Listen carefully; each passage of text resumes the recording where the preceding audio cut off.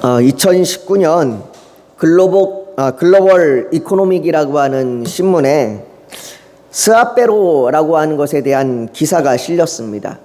이 스아페로라고 하는 이 말은 이탈리아 말인데요. 이탈리아 말로 파업이라고 하는 말입니다. 파업. 파업은 우리도 잘 알고 있는 거죠.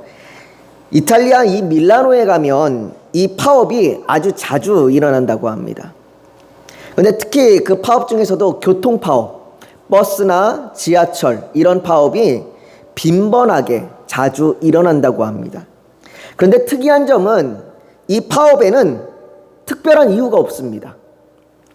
우리나라는 보통 파업 그러면 임금 협상이라든지 아니면 처우 개선이라든지 아니면 제도 개선 이러한 그건 큰 이슈들이 있잖아요. 그리고 큰 이슈들 때문에 파업이 되고 파업이 될 때마다 뉴스에 크게 보도가 됩니다.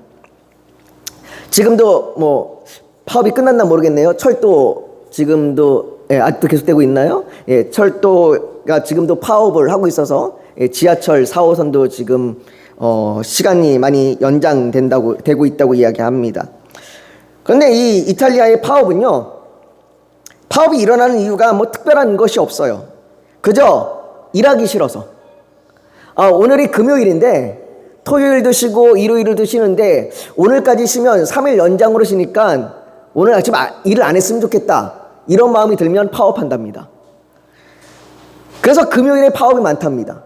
그리고 월요일이 쉬는 날이다. 그러면 월요일도 파업을 합니다. 그래서 이 연장으로 좀 어떻게 하면 쉴 수 있을까? 어떻게 하면 좀 편하게 좀 놀 수 있을까? 내가 이 파업을 해서 임금을 좀 적게 받아도 차라리 내가 쉬는 게 낫다라고 그 사람들은 그렇게 파업한답니다. 그리고 그렇게 파업을 하면 회사에서도요, 임금이 적게 나가고 또 유류비가 적게 나가니까 회사들도 그 파업에 대해서 크게 이렇게 반대하거나 저지하거나 이러지 않는답니다. 그런데 이런 파업이 얼마나 빈번하게 일어나면, 이렇게 이유도 모르고 까닭도 알 수 없는 이런 파업이 얼마나 빈번하게 일어나면 이탈리아 밀라노 사람들은 그냥 파업이 일어나면 그냥 그런갑다 하고 받아들인답니다. 우리로서는 이해할 수 없지만 밀라노에서는 이런 것이 당연하게 여겨지고 있는 거죠. 우리는 때때로 이처럼 세상에서 일어나는 까닭도 없는 그러한 소동들, 까닭도 없이 일어나게 되는 그러한 단체의 활동들에 우리는 휩싸여 갈 때가 있습니다. 유행에 그렇고요, 문화에 그렇습니다. 또 분위기에 그렇죠. 분위기에 휩쓸려서 어느 순간 그 분위기에 끌려갈 때가 있습니다. 제가 대학교 때였는데요. 대학교 아마 1학년인가 2학년 때로 제가 기억을 합니다. 저는 대전 지역에서 대학교를 다녔기 때문에 친구와 함께 대전 시내를 가고 있었는데 한 대학에서 시위가 벌어졌고 그 시위에 운동을 하는 학생들이 시내로 나왔습니다.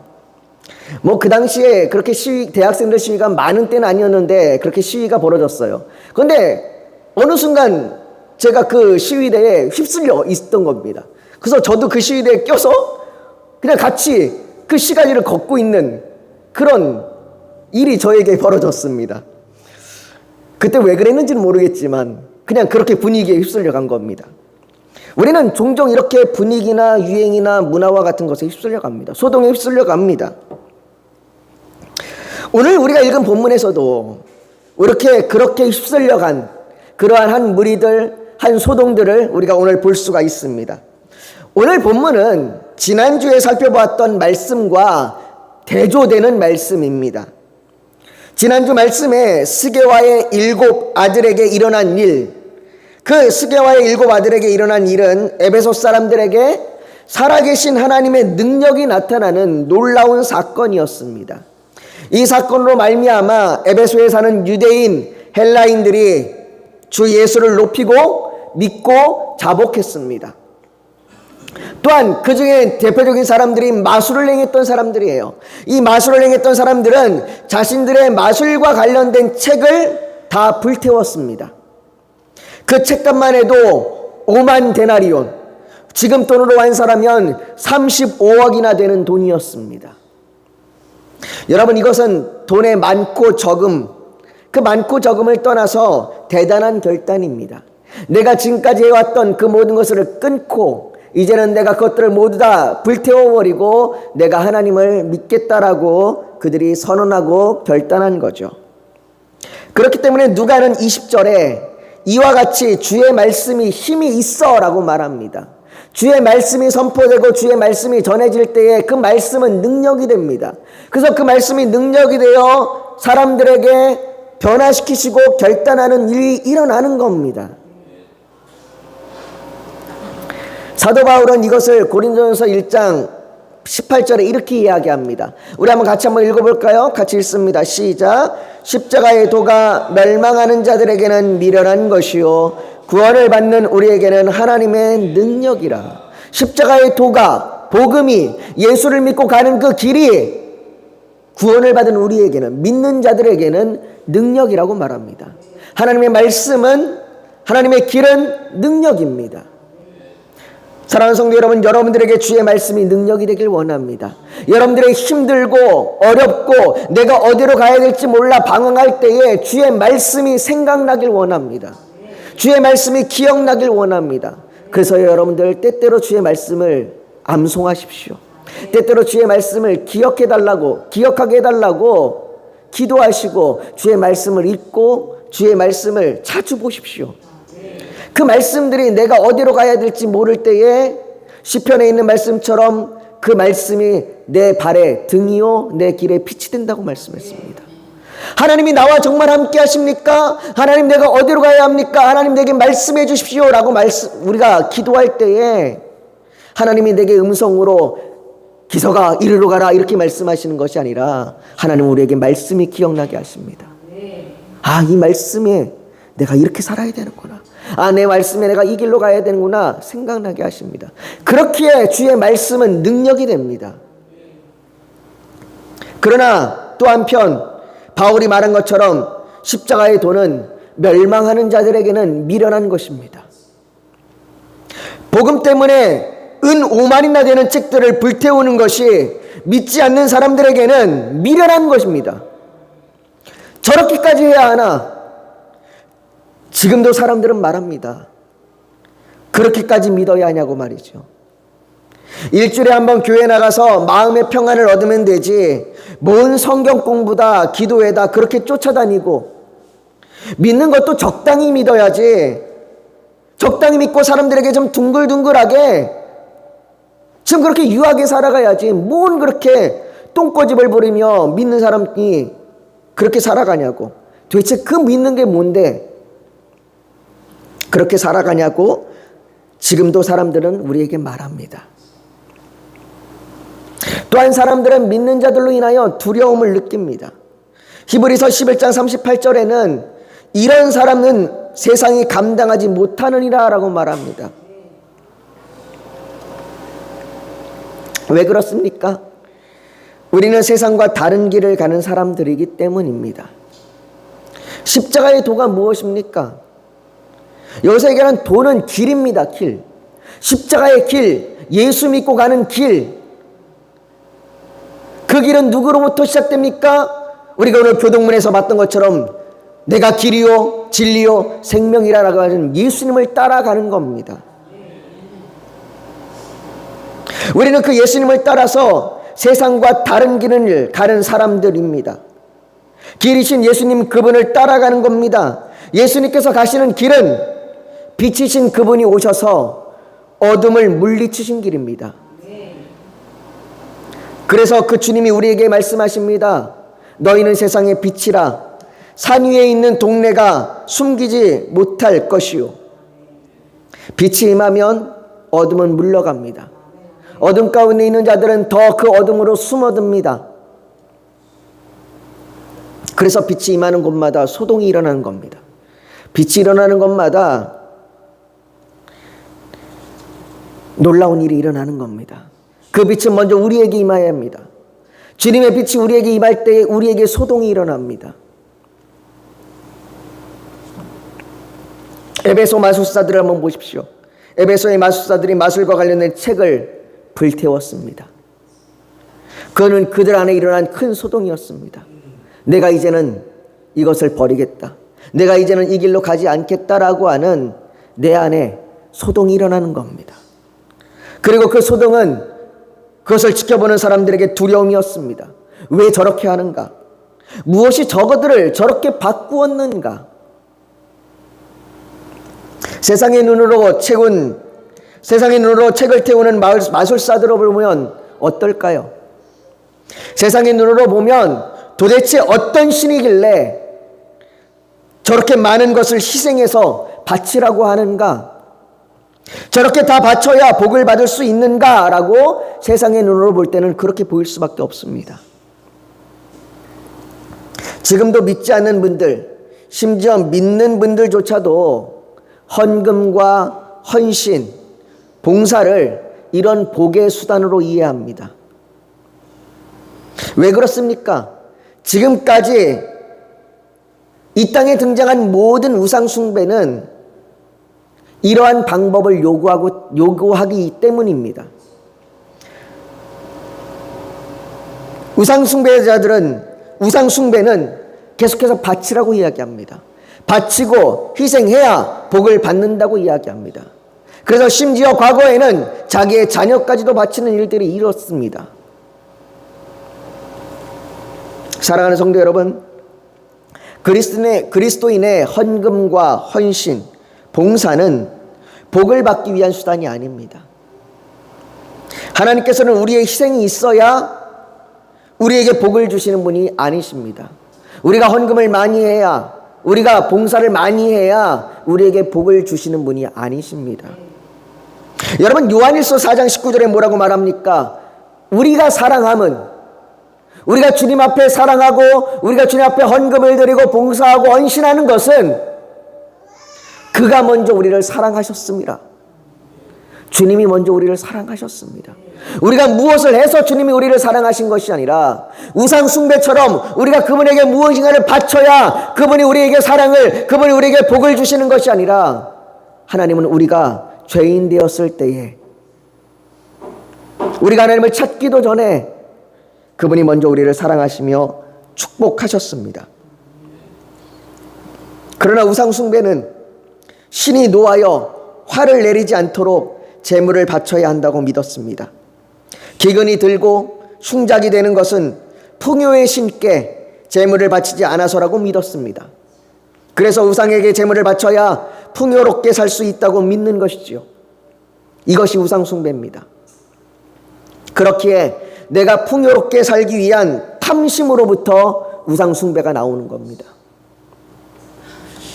이러한 풍요와 탐심을 가진 우상 숭배를 하던 사람들에게 자기와 같았던 마술사들이 벼랑간 막대한 재산에 해당하는 그 책을 불태운 사건은 놀랄 수밖에 없고 이해도 할 수 없는 사건이었습니다. 더욱이 자칫 자신들의 삶에도 영향을 줄 수 있다고 생각했습니다. 그렇게 생각했던 사람들 중에 대표적인 한 사람이 오늘 본문 24절에 등장하는 데메드리오입니다. 오늘 본문 24절을 한번 보십시오. 우리 같이 한번 읽어볼까요? 같이 읽습니다. 시작. 즉 데메드리오라 하는 어떤 은장색이 은으로 아데미의 신상 모형을 만들어 직공들에게 적지 않은 벌이를 하게 하더니, 이 사람은 은장색으로 은을 가지고 아데미 신상이나 아데미 신전의 작은 모형을 만들던 사람들입니다. 이 에베소는요 2월부터 5월까지 축제입니다. 2월부터 5월까지 아데미 신의 축제예요. 그래서 수많은 사람들이 그곳에 모여들고 그 사람들이 아데미 신상과 아데미 신전의 모양을 사서 집에다 보관해주고 그것을 또한 신전에다 바치면서 그들이 그렇게 신에게 제사를 지내고 축배를 지내는 그런 신전의 축제가 2월부터 5월까지 이루어집니다. 그때가 되면 이 은장색들이 만드는 이 모형이 불티나게 팔리는 겁니다. 엄청나게 팔리는 거예요. 이 데메드리오는 그 은장색들이 하는 사업의 그 조합장이었습니다. 그는 이 사업을 통해서 많은 경제적인 이익을 얻었습니다. 그런데 26절과 27절에 그가 이렇게 이야기합니다. 이 바울이 에베소뿐 아니라 거의 전 아시아를 통하여 수많은 사람을 권유하여 말하되 사람의 손으로 만든 것들은 신이 아니라 하니 이는 그대들도 보고 들은 것이라.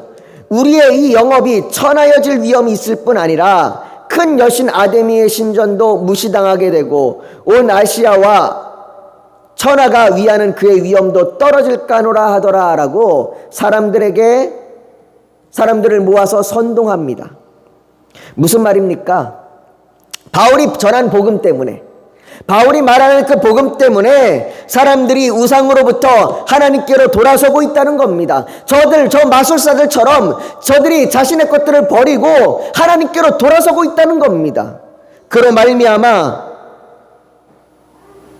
자신들의 매출이 급감했다는 거예요.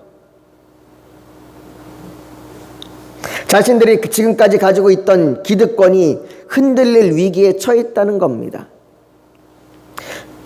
그런데 자신들의 기득권이라고 말하지 않고 아데미 신전도 무시당하게 되었다고 말합니다. 그리고 이 말이 사람들에게 불에 기름을 붓듯이 분노를 촉발시켰습니다.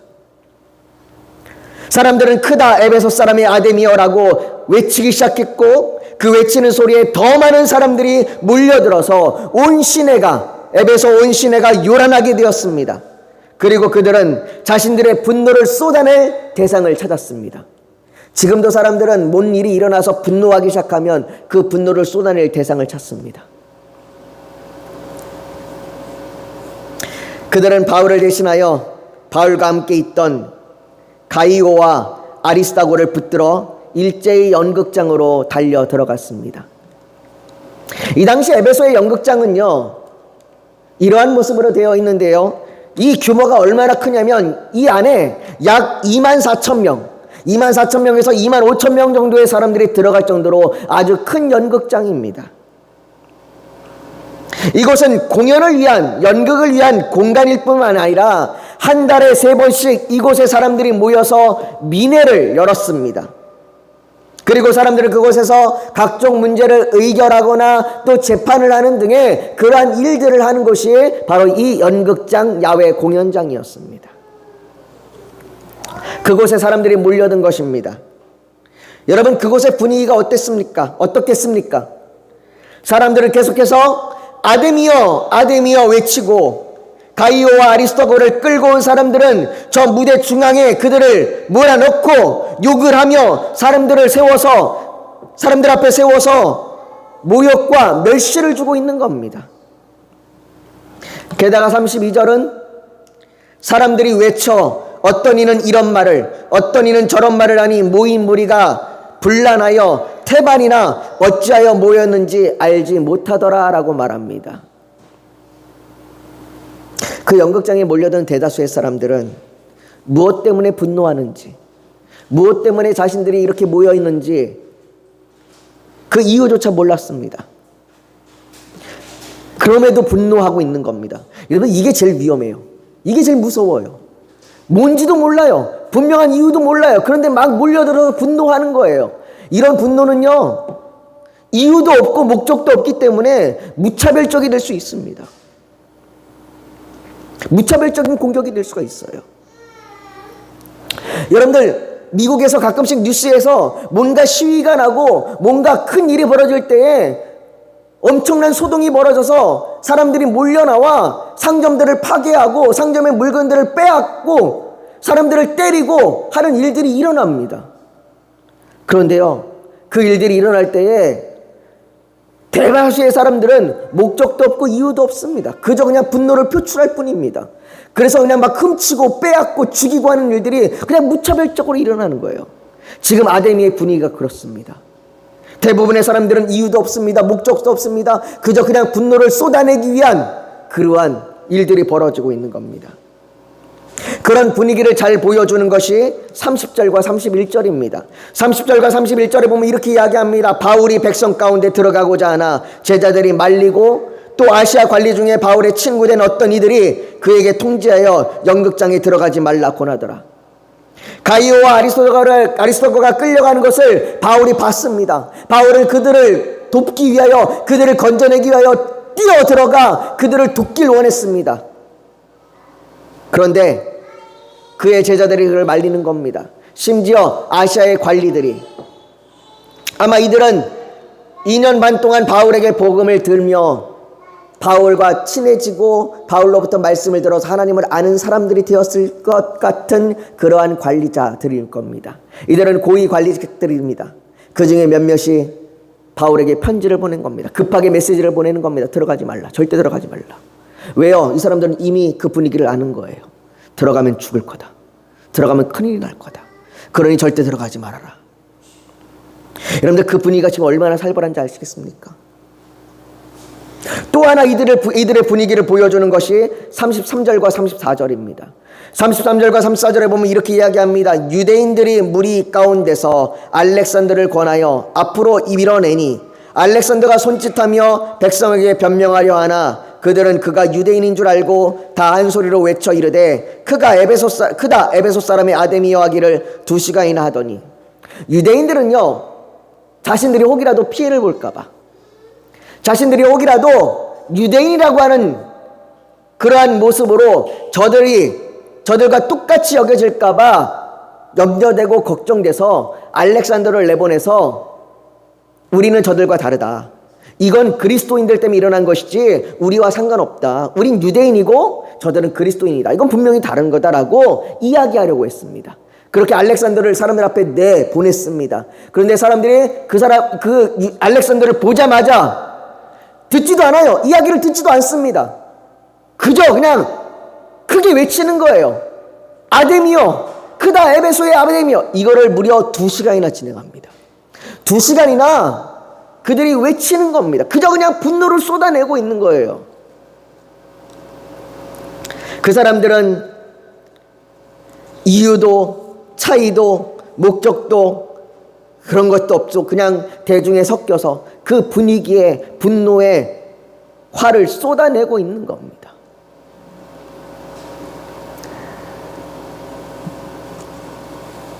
그 분위기를 어떻게 잠재울 수 있겠습니까? 그 분위기를 어떻게 말릴 수 있겠습니까?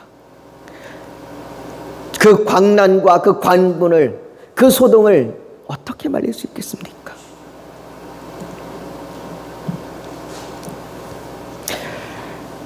여러분 이것이 이 소동의 본 모습입니다. 이 소동은 원인이 무엇이는지 그 원인이 사라져 버렸습니다. 그런데 이 원인이 뭡니까? 이 소동의 원인은 은장색들이 자기들의 이익 때문이었습니다. 내가 가진 것이 빼앗길까봐 내가 돈벌이에 내 매출이 줄어들어서 그 줄어든 것들로 인하여 내 기득권이 뺏길까봐 일어난 소동이었습니다. 그러나 그것을 그럴듯하게 포장하여 원인을 감추고 시간이 지나자 그 이유마저도 불분명해지고 남은 것은 분노와 폭력뿐입니다. 그래서 40절에서는 이 소동에 대하여 아무 까닭도 없는 일이라고 이야기합니다. 아무 까닭도 없는, 아무 이유도 없는 그런 일들이 벌어지고 있는 겁니다. 여러분 지금도 우리 주변에 얼마나 많은 소동이 일어나는지 모릅니다. 그런데 어떤 소동은 제도를 정비하고 사람을 위로하고 돕는 일들이 일어나는 반면에 어떤 소동은 계속해서 분노가 쌓이고 원망과 폭력이 남기도 합니다. 여러분 우리가 무엇에 휩쓸려가고 있습니까?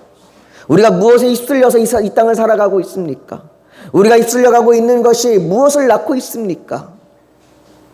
여러분 눈에 보이는 소동만, 눈에 보이는 시위만 소동이 아닙니다.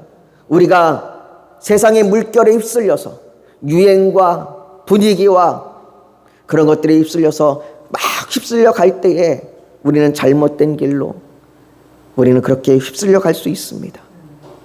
그러니 그리스도인들은 쉽게 소동에 휩쓸리지 않도록 해야 합니다. 유행이나 문화나 분위기나 정치사회 경제적으로 일어나는 모든 것들에 쉽게 휩쓸려 가지 않도록 잘 살피고 돌아봐야 합니다. 오늘 예배소에서의 소동이 서기장 한 사람으로 인해 갑자기 찬물을 던지듯 흩어지는 것을 볼 수 있습니다. 여러분 이건 참 놀라운 일입니다. 그 광란의 시간들이 그 광란처럼 들끓었던 그 소동이 서기관 한 사람으로 인해서 갑자기 잠잠해집니다. 서기관은 도시의 최고 행정관으로 미네와 로마 관리 사이의 연락을 담당했었습니다. 그는 지금 이 도시에서 일어나는 이 소동이 자칫 로마 정부로부터 왜 이런 일이 일어났는지고 그 원인을 묻고 그 원인에 대하여 아무 대답도 하지 못할까, 그로 인하여 에베소가 로마로부터 문책을 당할까 염려되고 걱정됐습니다. 그래서 그리는 무리를 진정시키고자 36절에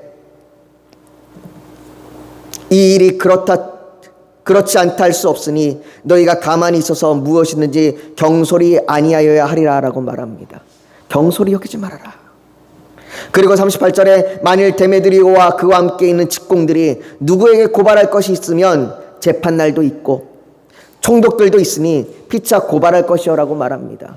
이러한 분위기로 소동으로 이렇게 나가지 말고 합리적인 제도로 법과 옳은 방법으로 판단하라라고 이야기하면서 그 소동을 잠재운 겁니다. 이 말로 서기장은 지금 이 소동이 분명한 원인도 없이 그저 분노한 분위기에 휩쓸린 아무런 까닭도 없는 소동이라는 것을 말하면서 그들의 모임을 해산시킵니다.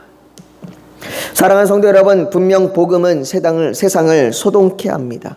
그러나 복음을 통한 소동은 까닭도 없는 소동이 아닙니다. 자신의 이익을 위한 소동도 아닙니다. 오히려 복음을 통한 소동은 자기를 내어주는 소동입니다. 예수님께서 잡히실 때에 대제사장과 서기관들은 그들의 기득권을 유지하기 위해 신성모독이라고 포장하여 예수님을 재판장에 넘겼습니다. 그들은 사람들을 선동했고 그들의 분노를 조장했습니다. 빌라도는 아무 까닭도 없는 소동이라는 것을 알면서도 자기의 정치적인 이익을 위해 예수님을 십자가에 처형하도록 했습니다. 그러나 예수님 한 분을 내어준 그날의 소동은 지금까지도 수많은 사람이 십자가의 도를 따르도록 계속해서 소동을 일으키십니다. 주의 말씀이 우리에게 임할 때에 우리의 심령이 쪼개지고 의를 따라 평강과 희락을 누리게 하는 소동이 일어납니다. 여러분, 복음을 통한 소동은 먼저 우리 안에 일어납니다. 이 소동은 우리를 변화시키시고 이 소동은 우리를 달라지게 합니다. 그러나 우리는 세상의 소동에 휩쓸리지 말아야 합니다. 세상에 일어나는 소동은 분을 내고 폭력을 휘두르고 어디로 가야 될지 갈 바를 알지 못하고 휩쓸려 가게 합니다. 사람들이 진정 만나야 할 소동은 이런 소동이 아니라 복음으로 말미암은 소동이어야 합니다. 그 소동은 한 알의 밀알이 풍성한 열매가 맺히듯이 생명이 살아나는 소동입니다. 진정 우리의 삶에 또 가정과 직장에 우상숭배와 탐심으로 일어나는 까닭 없이 일어나는 그 헛된 소동과 그 분란들은 사라지고 복음으로 말미암아 생명이 살아나는 소동이 일어나길 원합니다. 에베소는 이러한 소동이 일어났고 이러한 소동 이후에도 계속해서 복음이 확산되어 갑니다. 우리 가운데도 복음이 확산되고 복음이 우리를 변화시키는 소동이 일어나길 원합니다. 그래서 우리가 세상의 소동에 휩쓸리지 아니하고 오히려 우리가 세상의 어둠 가운데 소동을 일으키는 그러한 자들이 되기를 예수님의 이름으로 축복합니다. 이 시간 우리가 오늘 말씀을 기억하며 좀 기도하며 나아가기를 소망합니다.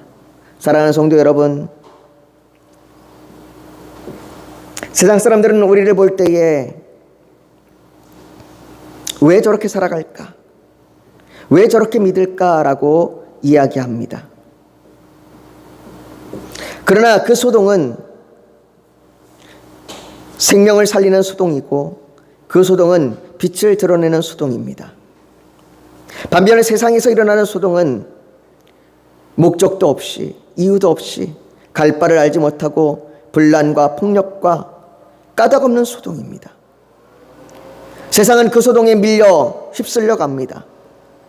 사랑하는 성도 여러분, 우리가 그러한 소동에 휩쓸려 가지 아니하도록 우리가 그러한 소동이 아니라 복음을 통한 소동이 우리 안에 일어나서 생명을 살리고 생명 가운데 풍성한 열매가 맺혀지는 소동이 우리의 가정 가운데, 우리의 직장 가운데, 우리의 삶 가운데 일어나기를 축복합니다. 그 소동이 우리 가운데 일어나서 정말로 생명이 솟아나는 그 소동을, 그 삶을 살아갈 수 있도록, 우리가 그 주님의 길로 갈 수 있도록 우리를 인도해 달라고 우리가 이 시간 주님 앞에 지금 기도하며 나아가기를 소망합니다. 우리 같이 기도하겠습니다. 여러분 잠시 고개 숙여 더 묵상하기를 원합니다. 오늘 하나님 앞에, 하나님, 우리가 세상의 소동에 휩쓸려가는 자들이 아니라 복음으로 말미암은 소동으로 살아가게 하소서. 주의 말씀이 임할 때 빛이 임하고 그 빛이 어둠을 물리치는 일들이 일어나는 것처럼 우리의 삶에서, 우리의 가정과 우리의 교회에서, 우리의 직장에서 그러한 소동이 나타나게 하여 주시옵소서. 복음으로 말미암아 생명을 살리는 소동이 일어나게 하여 주시옵소서. 아버지 하나님, 우리는 세상의 소동에 휩쓸리지 않겠습니다. 세상에 그 우상숭배와 탐심으로 일어난 소동에, 까닭도 없는 소동에 휩쓸려가지 않겠습니다. 우리가 오직 소동에 휩쓸린다면 주의 복음으로 말미암은 소동에 휩쓸리겠습니다. 이 시간 그렇게 결단하며 고백하며 주님의 길을 따라가기를 간절히 원하는 그 결단이 있다면 가슴에 손을 얹어서 하나님 앞에 표현하길 원합니다. 또 오늘 예배를 드리러 나오면서 기도의 제목, 소원이 있어서 주님께 맡기기를 원하신다면 손을 포기해 얹기를 원합니다. 육신이 연약하면 연약한 곳에, 아픈 곳에 믿음으로 손을 얹기를 원합니다. 오늘 하나님께서 성령으로 우리 사이를 운행하시며 우리를 만지시고 치료하여 주실 줄 믿습니다. 거룩하신 아버지 하나님, 우리를 붙들어 주시옵소서. 아버지 하나님, 우리가 세상의 소동 가운데, 세상의 문화와 유행 가운데, 세상의 분위기 가운데 휩쓸려 가지 아니하게 하여 주시옵소서. 아버지 하나님, 주여, 우리가 그런 우상숭배와 탐심으로 일어나는 소동에 휩쓸려 가는 것이 아니라 복음으로 인한 그 길을 따라가게 하여 주시옵소서. 복음으로 인한 길은 빛이 임하는 길이요 어둠이 물러가는 길입니다. 생명이 살아나는 길이요 열매가 맺히는 길입니다. 아버지 하나님, 우리가 그 소동에 참여하길 원합니다. 우리로 인하여 그 소동이 일어나길 원합니다. 우리의 삶에서, 우리의 가정에서, 우리의 직장에서 그러한 소동이 나타나길 원합니다. 아버지 하나님, 간절히 원하오니 복음으로 인한 소동, 그 소동 가운데 우리가 참여하기를 간절히 원하여 이 시간 가슴에 손을 얹었습니다. 또한 아버지, 우리의 시간, 우리의 간절한 기도 제목, 우리의 소원이 있어서 주님 들어주시옵소서, 응답하여 주시옵소서 간절함으로 손을 포기해 얹었습니다. 아버지, 육신의 연약함 가운데 손을 얹었습니다. 치료하여 주시옵소서, 고쳐주시옵소서. 아버지 하나님, 우리를 붙들어 주셔서 우리가 주의 말씀대로, 우리가 주의 뜻대로 주의 은혜 안에 머물며 살아갈 수 있도록 우리를 인도하여 주시옵소서. 주께서 우리를 그렇게 붙드실 줄 믿고, 또 우리의 삶에서 힘들고 어려울 때마다 주의 말씀이 생각날 줄 믿으며 모든 것 주 앞에 맡겨드리며 모든 것 주님의 인도하심대로 우리를 내어드리며 예수님의 이름으로 기도하옵나이다. 아멘.